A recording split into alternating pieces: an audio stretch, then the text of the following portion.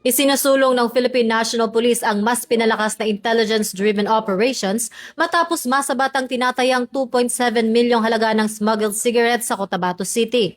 Ayon kay Chief PNP Police General Jose Melencio Nartates Jr., naging susi sa matagumpay na operasyon ang impormasyong ibinigay ng isang informant.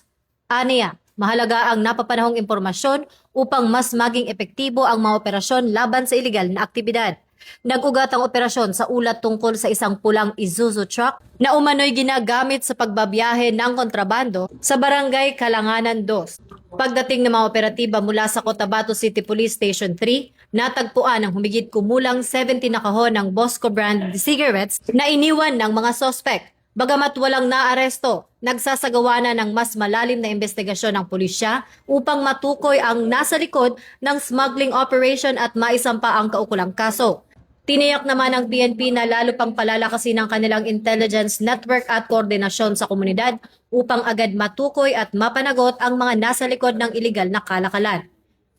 Ako po si Patrol Woman Sari Bernales, nagbabalita para sa Police News Network.